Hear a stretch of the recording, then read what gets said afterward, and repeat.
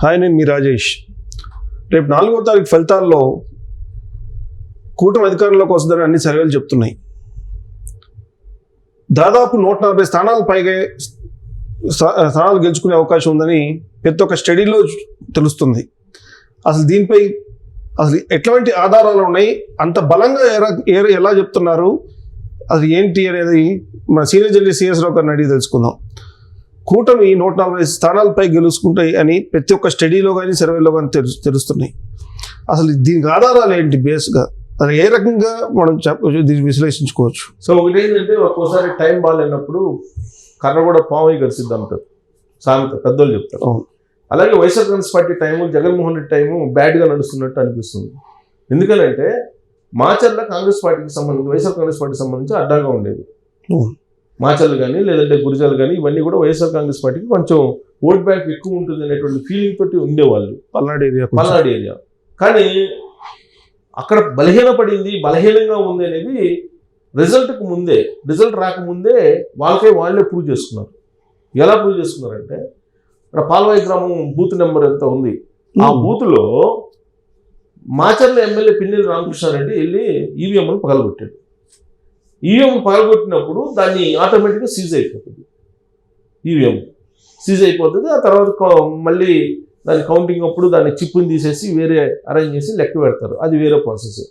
అయితే ఈవీఎంలో ఉండేటువంటి నిక్షిప్తమైనటువంటి ఓట్లతో పాటు వీవీప్యాట్లు ఉంది. ఆ వీవీప్యాట్లో ఉండేటువంటి వాటిని కూడా పగలగొట్టాడు ఆయన. పగలగొట్టినప్పుడు ఆ స్లిప్లన్నీ కూడా పోలింగ్ బూత్లు మొత్తం పడిపోయినప్పుడు అవన్నీ అక్కడ ఉన్నటువంటి ఎలక్షన్ ఆఫీసర్స్ మొత్తం కలెక్ట్ చేసి లెక్కేస్తే మొత్తం గుట్టుబడిపోయింది. దాదాపుగా 250 ఓట్లు ఏమో పోల్ అయితే అప్పటికి. ఆ 250 ఓట్లలో 15 ఓట్లు వైసీపీకి ఉన్నాయి, మిగతా అన్ని తెలుగుదేశం పార్టీకి ఉన్నాయి. అంటే దీన్ని బట్టి పోలింగ్ ఏ విధంగా జరిగింది, పోలింగ్ సరళి ఏ విధంగా ఉంది రాష్ట్ర వ్యాప్తంగా అనేది మచ్చుతొలుకుగా తీసుకోవచ్చు కదా. అంటే వాళ్ళ బలహీనతను బయట పెట్టుకున్నారు. పోలింగ్ కంటే ముందే, పోలింగ్ పూర్తిగా కాకముందే ఆయన ఈవీఎంలు పాల్గొట్టడం, అలాగే వీవీప్యాట్ కూడా పగిలిపోవటం, వీవీప్యాట్లో ఉండేటువంటి స్లిప్పులు బయటకు రావటం, ఆ స్లిప్పుల్లో మెజారిటీ 80% పోలైనటువంటి వాటిల్లో 80% తెలుగుదేశం పార్టీకి పడినట్టు తేలింది. ఇది ఒక్కటి చాలు అన్నం మొత్తం ఉడికింది అని చెప్పడానికి, ఒక మెతుకు చాలు అంటారు. అలాగే రాష్ట్ర వ్యాప్తంగా ఫలితాలు ఏ విధంగా ఉండబోతున్నాయి అనటానికి మాచర్లలో పాల్వాయి గ్రామ బూత్లో జరిగినటువంటి ఒక సంఘటన బేస్ చేసుకుంటే, పిన్నెల్లి రామకృష్ణారెడ్డి జూన్ 4న ఫలితాలు ఎలా ఉండబోతున్నాయి అనేది ఆయన మే 13వ తారీఖున చెప్పేశారు. అంటే 80% తెలుగుదేశం పార్టీ కూటమికి ఓట్లు పడుతున్నాయి అంటే దాని అర్థం ఏంటి? దాదాపు 150, 140, 150, 160 దాకా కూడా వెళ్ళే అవకాశం ఉంది కదా. 80% చంద్రగిరిలో కానీ ఎన్ని చోట్ల జరిగింది కూడా అదే కదా. అటాక్లు ఈ బూత్ల దగ్గరికి వెళ్ళినప్పుడు నాని చంద్రగిరికి వెళ్ళారు, అది అచేతనం జరిగింది, అక్కడ ఏదో గొడవలు జరిగింది. కానీ అక్కడ ఈవీఎం పగలలేదు, ఈవీఎంలు గొడవలు జరిగింది. కానీ గొడవలు జరిగినాయి కానీ ఇక్కడ మొత్తం బయటేశారు కదా. అవును, వీవీప్యాట్లు బయటపడ్డతో పోలింగ్ సర్వే తెలిసిపోయింది కదా. అవును, పోలింగ్ సర్వే తెలిసిపోయిందంటే 80% కూటమికి ఉందంటే రాష్ట్ర వ్యాప్తంగా 150 రావచ్చు, 120 కూడా రావచ్చు కూటమి అనేది ఆ పోలింగ్ బూత్ లో వచ్చినటువంటి వీవీప్యాట్లను బట్టి అర్థం అవుతుంది. ఓకే, ఒకవేళ ఆయన తెలుగుదేశం పార్టీ బూత్ అనుకున్నా కానీ 80-20 ఉండదుగా.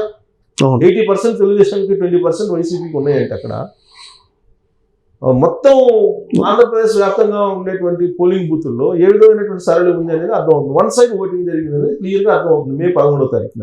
ఆ వన్ సైడ్ ఓటింగ్ తమ వైపు ఉందని చెప్పి వైఎస్ఆర్ కాంగ్రెస్ పార్టీ అనుకుంటుంది. ఉచితాలు మేము ఇచ్చాం కాబట్టి మహిళలందరూ తాము వేశారని చెప్పేసి వాళ్ళు అంచనా వేస్తున్నారు. అదే జరిగితే మరి ఆ పోలింగ్ బూత్లో వీవీప్యాట్లో లెక్కేసినప్పుడు అది కనిపించాలిగా, అది కనిపించలేదు కదా. అంటే కూటమి వైపు వన్ సైడ్ ఓటింగ్ జరిగింది అనేది చాలా క్లియర్గా పిన్నెల్లి రామకృష్ణారెడ్డి చేసినటువంటి ఆ ఈవీఎం పగలగొట్టిన ఎపిసోడ్ ద్వారా అర్థమవుతుంది. స్టడీలకు ఒక ఆధారం అది. అంతే కదా, క్లియర్గా వాళ్ళే బయట పెట్టుకున్నారు. జనరల్గా మనం జూన్ 4వ తారీఖు దాకా వెయిట్ చేయాల్సి వచ్చింది. దీని మీద ఒక క్లారిఫికేషన్కు లేదంటే ఒక అంచనాకు రావడానికి రకరకాల సర్వేలు వస్తున్నాయి. రకరకాల సర్వే వచ్చినప్పటికీ ఇప్పుడు వైసీపీకి సంబంధించినటువంటి పార్టీలు వైసీపీకి అనుకూలంగా చెప్పుకుంటున్నాయి. అలాగే తెలుగుదేశం పార్టీకి సంబంధించి కూటమికి సంబంధించినటువంటి సర్వేలు వాళ్ళకి అనుకూలంగా వాళ్ళు చెప్పుకుంటున్నాయి. కాబట్టి కన్ఫ్యూజన్లో ఉన్నారు కొంతమంది, ఏది కరెక్టు ఏది తప్పు అని. ఇప్పుడు ఈ సంఘటన కనుక చూస్తే ఖచ్చితంగా కూటమికి అనుకూలంగా ఉందని చెప్పి ప్రూవ్ అవుతుంది కదా, ప్రూవ్డ్ ఎవిడెన్స్ ఇది. ఇది కంటికి కనిపిస్తున్నటువంటి ఎవిడెన్స్ కదా అది.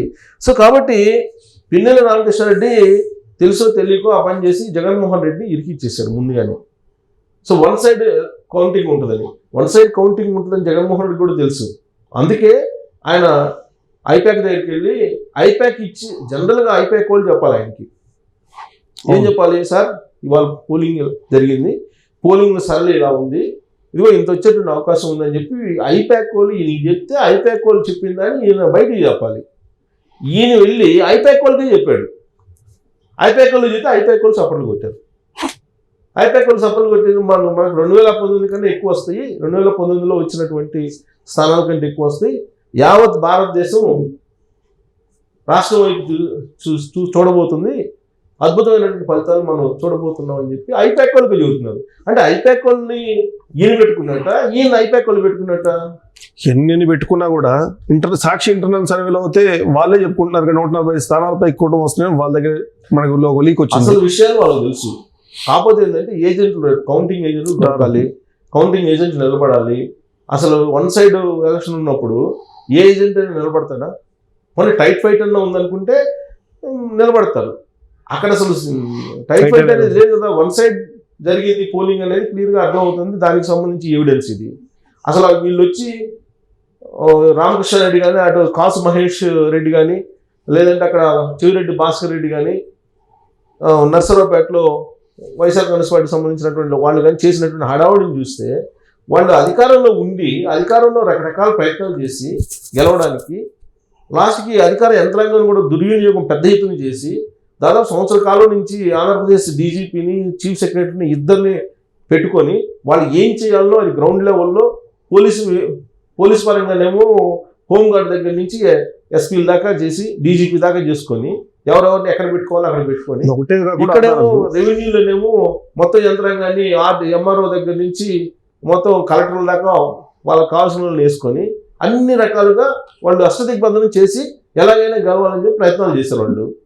అసలు ఎలక్షన్ జరుగుతుందా జరగదా అనేటువంటి సందేహంలోకి, భయాందోళనతోటి విపక్షాలు పోలింగ్కి వచ్చినటువంటి పరిస్థితి.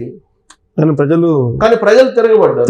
ప్రతి ఒక్క దగ్గర తిరగబడ్డారు. పిన్నెల రామకృష్ణారెడ్డిని కొట్టబోయేవారు మామూలు ఓటరే కదా, కాసు మహేష్ రెడ్డి కానీ కొట్టబోయేది కదా.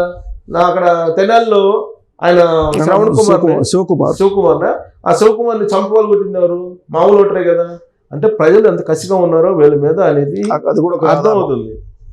అంటే వీళ్ళ వ్యవహారాన్ని ముందే వాళ్ళే బయట పెట్టుకున్నారు.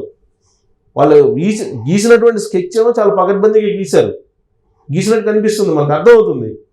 ఎలాగైనా గెలవాలి, ఏం చేసినా గెలవాలి, హింసాత్మకంగానే గెలవాలి అనేటువంటి స్కెచ్ అయితే చాలా క్లియర్గా కనిపిస్తుంది. అధికార యంత్రాంగం కూడా అదే వ్యవహరించింది చాలా చోట్ల. అయితే ఎలక్షన్ కమిషన్ కొంత ఇన్వాల్వ్ అయ్యి కొంతమంది ఎస్పీలని, కలెక్టర్లు మార్చేసింది.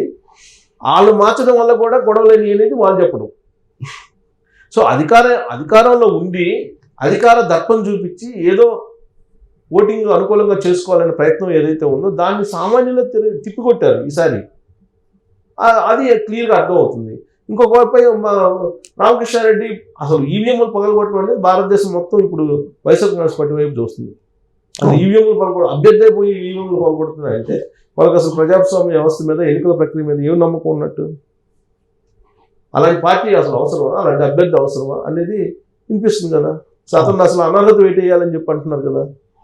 సో మొత్తం మీద ఏంటంటే కాలం కలిసి రాలేదు వాళ్ళకి. కాలం కలిసి రావడంతో వాళ్ళు ప్రకృతికి విరుద్ధంగా చాలా చేశారు.